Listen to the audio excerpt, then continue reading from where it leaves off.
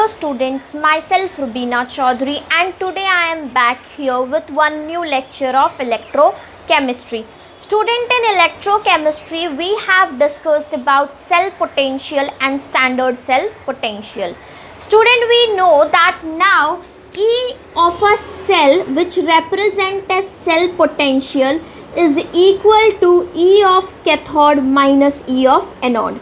बेटा ये हमने अपने प्रीवियस लेक्चर में देख लिया है सेल पोटेंशियल का फॉर्मूला क्या होता है, और साथ में इसके हमने एक कंडीशन देखी है जो हमारा इसके पहले का लेक्चर था, स्टैंडर्ड सेल पोटेंशियल। अगर कभी भी सेल का पोटेंशियल स्टैंडर्ड स्टेट पे निकालना हो, मतलब टेम्परेचर को 25 डिग्री सेल्सियस रख लिया, प्रेशर को 1 एटमॉस्फेरिक प्रेशर रख लिया, तो उस स्टैंडर्ड कंडीशन में आपके जो सेल का पोटेंशियल होता है उसे हम क्या बोलते हैं, स्टैंडर्ड सेल पोटेंशियल बोलते हैं। अब बेटा यू नो कि हमारा हर एक एक्सपेरिमेंट ज़रूरी नहीं है कि स्टैंडर्ड स्टेट पे ही हो। ऐसे बहुत सारे रिएक्शंस हैं जो हम नॉन स्टैंडर्ड स्टेट पे करते हैं बिकॉज हमारी रिक्वायरमेंट उसकी होती है। तो अगर मुझे नॉन स्टैंडर्ड स्टेट में सेल पोटेंशियल निकालना है तो what I have to do, मैं कैसे नॉन स्टैंडर्ड कंडीशन में ये सारी चीज़ें कर सकती हूँ। स्टैंडर्ड स्टेट के लिए तो हमारे पास फॉर्मूला था E not of a cell will be equal to E of nought of cathode and minus E not of anode. ये हमारे पास फॉर्मूला आ गया था for standard condition. But it is not necessary बेटा कि हम हर चीज़ स्टैंडर्ड पे ही करें और हर बार हमारा स्टैंडर्ड का ही रिक्वायरमेंट हो। तो यहाँ पे अगर मुझे cell potential non standard condition में निकालना है, अब स्टैंडर्ड कंडीशन में कॉन्सेंट्रेशन हमेशा क्या होता है, 1 मोलार होता है, प्रेशर जो है वो 1 एटमॉस्फेरिक प्रेशर होगा, और जो तुम्हारा टेम्परेचर है बेटा वो 298 केल्विन, इसका मतलब है 25 डिग्री सेल्सियस होगा। What if I have to perform any experiment which is on non-standard state? तो उसके लिए हमें एक इक्वेशन दिया गया है और उस इक्वेशन को हम बोलते हैं नर्स्ट इक्वेशन। नर्स्ट इक्वेशन जो है बेटा ये आपको हेल्प करेगा नॉन स्टैंडर्ड स्टेट में भी सेल पोटेंशियल निकालने के लिए। Nernst equation will help you to find out the cell potential of a cell at non-standard condition as well. तो अगर हम Nernst equation के बारे में बात करें तो Nernst equation एक और काम करता है, वो करेगा रिलेशनशिप शो करेगा किसके बीच में बेटा, सेल पोटेंशियल के बीच में और स्टैंडर्ड सेल पोटेंशियल के बीच में। तो first point that you have to remember is it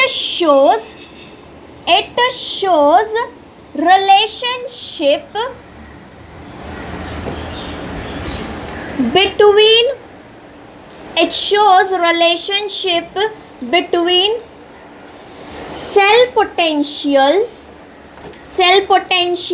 that means E of a cell को हम सेल पोटेंशियल बोलते हैं, and स्टैंडर्ड सेल पोटेंशियल जिसको हम E not of a cell बोलते हैं, we call it as a E not of a cell. तो ये हमारे पास आ गया नर्स्ट इक्वेशन। बेटा Nernst equation is going to show me a relationship between cell potential and standard cell potential. It will help me to find out the cell potential of at non-standard condition. तो second point हम अगर बात करें, it help us to calculate cell potential, that means E of a cell at non-standard condition. बेटा when I am talking about non-standard condition, मतलब अब यहाँ पे तुम्हारा जो प्रेशर है या कॉन्सेंट्रेशन है वो ये कंडीशन को फॉलो नहीं करेगा, तो इसे हम क्या बोलने वाले हैं, नॉन स्टैंडर्ड कंडीशन। अब यहाँ पे अगर हम नर्स्ट इक्वेशन के बारे में बात करें तो हमें ये बताएगा कि cell potential non standard condition में कैसे निकाली जाती है। तो उसके लिए हम क्या करेंगे, हम एक इक्वेशन को कंसीडर कर लेते हैं। Now we are going to consider a reaction हम बिल्कुल वही अपना जनरल रिएक्शन जो है बेटा वो ले लेंगे। तो मैं जब अपने रिएक्शन को कंसीडर कर रही हूँ, I am taking A plus B इसका स्टिकोमेट्रिक कोएफिशिएंट, रिएक्टेंट फिर मुझे मिल गया सी और डी। ये मेरे पास एक रिएक्शन आ गया, दिस इज माय रिएक्शन। बेटा क्योंकि ये इरिवर्सिबल रिएक्शन है, आई कैन स्पेसिफाई ये मेरा रिएक्टेंट है और दूसरी तरफ मेरे पास प्रोडक्ट है। फाइन, अब हमें क्या करना है बेटा, इस इक्वेशन का सेल पोटेंशियल कैसे निकलेगा वो आपको नर्स ने ऑलरेडी दे दिया था। Nernst equation is already given to us, हमें सिर्फ उसके टर्मिनोलॉजीज को समझना है और हमें कुछ पर्टिकुलर कंडीशन के बारे में बात करनी है। हम नर्स इक्वेशन ना डराइव करके हम नर्स इक्वेशन को सिर्फ यहाँ पे समझने वाले हैं। तो इस इक्वेशन का cell voltage, the cell potential, जिसको सेल वोल्टेज भी बोल सकते हो, the cell potential of given equation is, given equation का जो सेल पोटेंशियल होगा बेटा वो होता है E ऑफ अ सेल, मतलब cell potential will be equal to E not of a cell, that means standard cell potential. इसमें से तुम माइनस करो RT upon NF ln which is your natural log, RT upon NF into natural log, और साथ साथ में आ जाएगा यहाँ पे product upon reactant, product upon reactant. और ये जो मेरा इक्वेशन है, इसी इक्वेशन को मैं नर्स्ड इक्वेशन बोलती हूँ। This equation is known as Nernst equation. बेटा E of a cell is equals to E naught of a cell minus RT upon NF ln product upon reactant. Product भी square bracket में है और reactant भी square bracket में है, मतलब ये स्पेसिफाई कर रहा है कॉन्सेंट्रेशन को, और कॉन्सेंट्रेशन को स्पेसिफाई कर रहा है मतलब हमने अपने रिएक्टेंट को लिक्विड स्टेट में लिया हुआ है। आगे जाके बच्चा, if I am replacing my natural log, हम हमेशा से करते आ रहे हैं ये चीज़, अगर मैं नेचुरल लॉग को हटा दूँ तो मैं इसमें log टू द बेस 10 लगा सकती हूँ। तो what I am going to do is my next step, replacing ln by 2.303 log to the base 10। इसको मार्क कर लेती हूँ as equation number 1 in equation 1। तो मेरा जो इक्वेशन आ जाएगा वो होगा E of a cell is equals to E not of a cell minus 2.303 RT N by F log to the base 10। बेटा can you see here what is my product, C है और D मेरा product है, तो मैं product की जगह पे अब प्रोडक्ट को लिख दूंगी। तो मेरा प्रोडक्ट जो C था स्क्वायर ब्रैकेट में, यहाँ पे मेरा जो D था वो, लॉ ऑफ मास एक्शन में आपने देखा था हम स्टिकोमेट्रिक कोएफिशिएंट को पावर में रेस कर देते हैं, और यहाँ पे जो मेरा रिएक्टेंट है A के पावर में A और B के पावर में B, ये भी आपका नर्स्ड इक्वेशन है। This is also your nursed equation. दोनों में हमने सिर्फ नेचुरल लॉग को हटा दिया है, प्रोडक्ट की जगह पे प्रोडक्ट लगा दिया और रिएक्टेंट की जगह पे रिएक्टेंट लगा दिया। This is how we have completed this part. Now student, इसके बाद हमें क्या करना है, what we have to do is, हम अपने टर्म्स को एक्सप्लेन करेंगे कि सारी जो टर्मिनोलॉजीज यहाँ पे यूज़ हो रही है वो टर्मिनोलॉजीज में किसकी वैल्यू क्या है। तो सबसे पहले आई विल सी कि वेयर n क्या है बेटा इस इक्वेशन में, n is a number of, n क्या है बच्चा इस इक्वेशन में, तो यहाँ पे मेरे पास n is nothing, number of moles नहीं है, but it is a moles of electron, मतलब कितने मोल्स इलेक्ट्रॉन के आपके रिएक्शन में यूज होंगे। तो it is moles of electron, where n is a moles of electron used in a reaction, used in reaction. आप अपने रिएक्शन में कितने मोल्स ऑफ इलेक्ट्रॉन को यूज़ कर रहे हो वो आपको n बताने वाला है। फिर R जो है बेटा यहाँ पे your R is a gas constant. R क्या हो जाएगा, R मेरा गैस कांस्टेंट है, R is gas constant. T जो है बेटा that is temperature which is written in Kelvin। T is a temperature which is written in Kelvin। यहाँ पे मेरे पास एक वर्ड दिया हुआ है which is known as a F। बेटा F क्या होता है, F is nothing but Faraday which is a unit of a charge. Let us try to understand what is Faraday. बेटा यू नो देयर इज आपने coulomb पढ़ा होगा और आपने फराडे पढ़ा होगा, तो मैं सबसे पहले कूलम एक्सप्लेन करती हूँ। एक पॉइंट पे आप 1 एम्पियर करंट को 1 सेकेंड के लिए भेज दो तो उससे जो चार्ज जनरेट होता है उसको हम 1 कूलम बोलते हैं। बेटा एक पॉइंट पे 1 एम्पियर करंट 1 सेकेंड के लिए, उससे जो चार्ज मिलता है उसी चार्ज को हम कूलम बोलते हैं। We call it as a coulomb. A charge that is present on a point when 1 ampere current is passed for 1 second is known as 1 coulomb. Coulomb जो है, I'll write down here what is coulomb. Coulomb क्या है? A charge which is present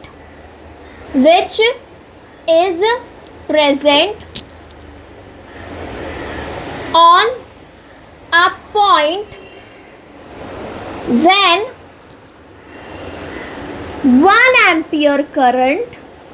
when 1 ampere current is passed for 1 second। जब 1 ampere current को आप 1 second के लिए पास करते हो उसे हम कूलम बोलते हैं। बेटा कूलम जो है ये स्मॉलर यूनिट है चार्ज का। Coulomb is a smaller unit of charge.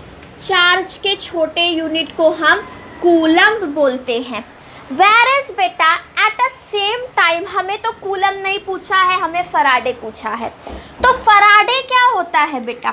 Faraday सबसे पहले आप ये याद कर लो, Faraday is a big unit of charge. Big unit of charge, Faraday जो है वो बड़ा यूनिट है चार्ज का। मतलब जब 96,453 कूलम के अप्रॉक्स, हम क्रॉस फिगर नहीं लेते, we will take a round off figure और यहाँ पे हम समझते हैं जब 96,500 कूलम मिल जाते हैं तो हमें मिलता है 1 Faraday. That means 1 Faraday is nothing but 96,500 coulomb. 1 Faraday is nothing बेटा बट इट इज 96,500 कूलम। तो यहाँ पे हमारे पास कूलम की वैल्यू जो आ रही है that is 96,500 coulomb. This is what I am getting in terms of Faraday. आगे जाके तो मैं यहाँ पे लिख दूंगी F जो है मेरा वो फराडे है, F इज अ फराडे और जिसकी वैल्यू है 96,500 कूलम। फराडे की वैल्यू है 96,500 कूलम। अब बेटा मैंने यहाँ पे अपने सारे टर्म्स को एक्सप्लेन कर लिया है। अब इसके बाद अगर मैं एक कांस्टेंट टेम्परेचर, मतलब अगर मैं स्टैंडर्ड टेम्परेचर की बात करूँ तो if I talk at 25 degree Celsius, at 25 degree Celsius, मान लो तुम्हारा जो रिएक्शन है वो रिएक्शन 25 डिग्री सेल्सियस पे हो रहा है, तो यहाँ पे आई सी इज बेटा E of a cell is equal to E naught of a cell minus 22.303। R की वैल्यू कांस्टेंट है और R हमेशा होता है 8.314। वेदर वो स्टैंडर्ड कंडीशन में निकालो आप, नॉन स्टैंडर्ड कंडीशन में निकालो, आर एक सेल पोटेंशियल है और R is a gas constant बेटा, और गैस कांस्टेंट की वैल्यू यहाँ पे हमेशा हमारे लिए है 8.314, तो आर की जगह पे मैंने 8.314 लिख दिया। 2.303 आर की जगह पे I have substituted 8.314। Temperature 25 degree Celsius का मतलब है 298 केल्विन, तो मैं यहाँ पे मल्टीप्लाई कर रही हूँ 298 kelvin, 298 kelvin. Now number of electron में चेंज, हर रिएक्शन में नंबर ऑफ इलेक्ट्रॉन चेंज होगा, तो उस n को हम एज इट इज रख देंगे, और F जो है मेरा फराडे दैट इज 96,500, 96,500। तो बेटा अगर मैं ये सारी वैल्यूज़ को मल्टीप्लाई कर दूं, अगर मैं ये सारी वैल्यूज़ को मल्टीप्लाई कर दूं, तो what I am going to get students, यहाँ पे फिर मेरा log to the base 10, c के पावर में c, d के पावर में d अपॉन a के पावर में a और b के पावर में b, ये वैल्यू तो एज इट इज़ रहेगी, it is going to remain the way it is, वो वहाँ पे आपका चेंज नहीं होगा। बट अपार्ट फ्रॉम दैट बेटा, तुमने जब ये सारी वैल्यूज़ को मल्टीप्लाई करोगे ना, when you will multiply this whole term, you will get 0.0592 volt, 0.0592 volt। तो rather than calculating this thing again and again, हम उसको एक ही बार में कैलकुलेट करके लिख सकते हैं। तो अब आपका इक्वेशन हो गया E of a cell is equals to E naught of a cell minus 0.0592 upon n, which is my number of moles, upon n, और उसके बाद तुम्हारे पास आ गया log to the base 10 c के पावर तुम्हारा product upon reactant. This is how you can write down, ये आ गया आपके पास। अब बेटा ये जो इक्वेशन है, ये इक्वेशन स्टैंडर्ड कंडीशन की है, जब मेरा टेम्परेचर कितना होगा 25 डिग्री सेल्सियस होगा। अगर मेरा टेम्परेचर 25 डिग्री सेल्सियस है तो मैं बेटा पूरी वैल्यूज़ को कैलकुलेट करके 0.0592 सब्सटीट्यूट कर दिया है। आगे जाके प्रोडक्ट अपॉन रिएक्टेंट है, तो अगर मैं कंसीडर करती हूँ लेट A का concentration is equal to B का कॉन्सेंट्रेशन और B का concentration is equal to C का कॉन्सेंट्रेशन, C का concentration is equal to D का कॉन्सेंट्रेशन, और सबका कॉन्सेंट्रेशन 1 मोलार है।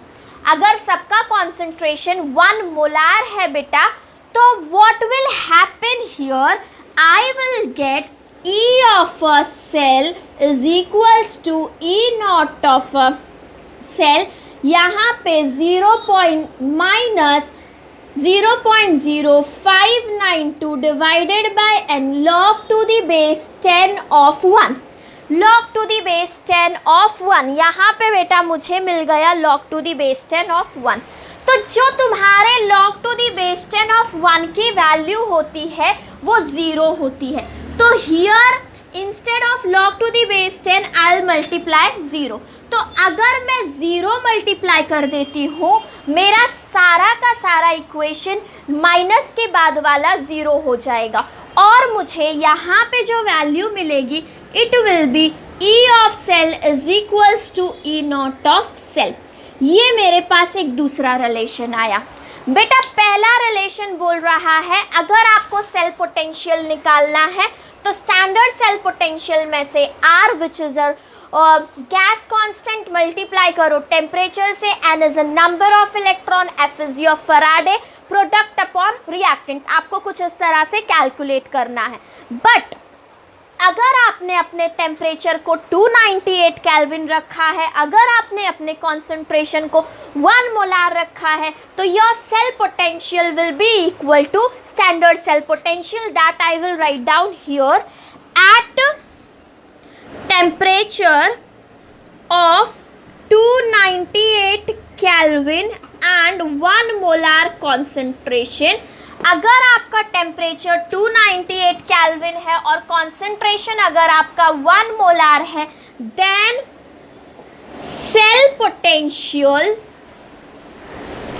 Is equal to standard cell potential. Cell potential आपका इक्वल हो जाएगा किससे बेटा? स्टैंडर्ड सेल पोटेंशियल से।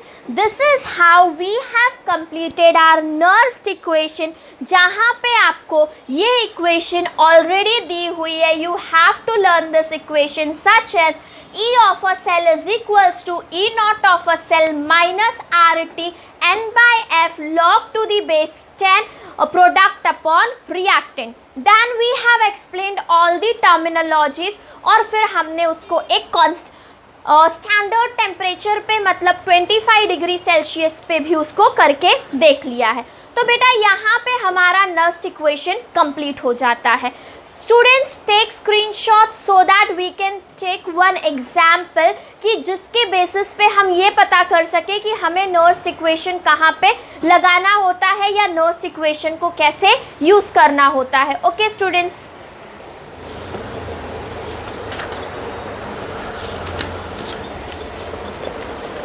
नाउ आई होप बच्चा इट इज़ डन। तो लेट अस सी किस तरह का क्वेश्चन आपको पूछा जा सकता है। I'll erase this part.